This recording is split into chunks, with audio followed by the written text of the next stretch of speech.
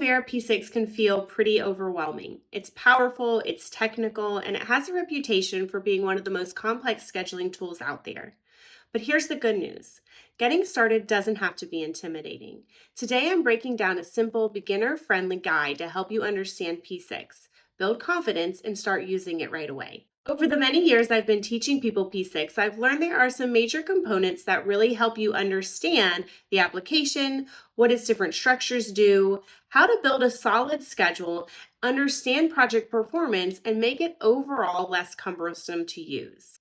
First is understanding what you see as soon as you log in.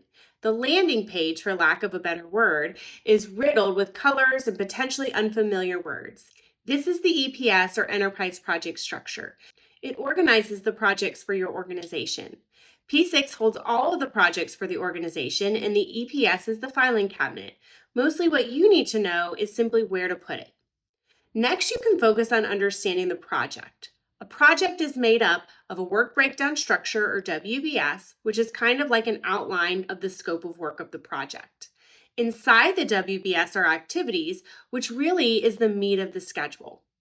Activities hold estimates for duration, resource requirements, and cost. Once you have activities, you can focus on the sequence work should happen.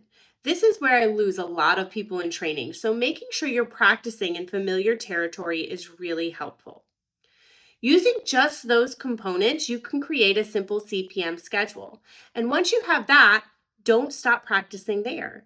You should also practice updating the schedule with actuals and reforecasting work with a new data date.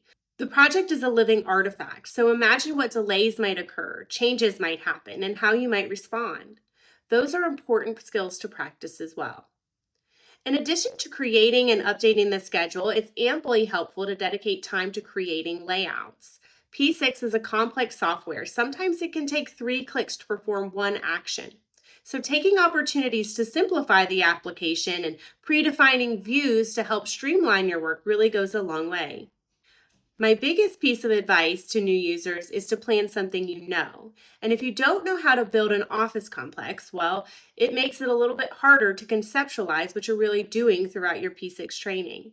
So during training, I like my students to plan an independent project for class about anything, literally anything. Plan your day, prepare a Thanksgiving meal, setting up a nursery, or some other minor home project. It makes the process more enjoyable, and you have a lot more familiarity with the flow of tasks.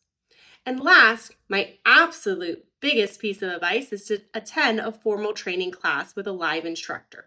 There are a lot of applications out there that you can learn through YouTube, online blogs, or other forums, but P6 usually isn't one of them.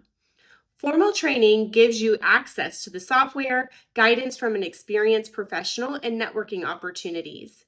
If you're interested in an in-person or online training class to further your P6 knowledge, check out our website today at globalpm.com. Thanks for watching, and we'll see you in the next one.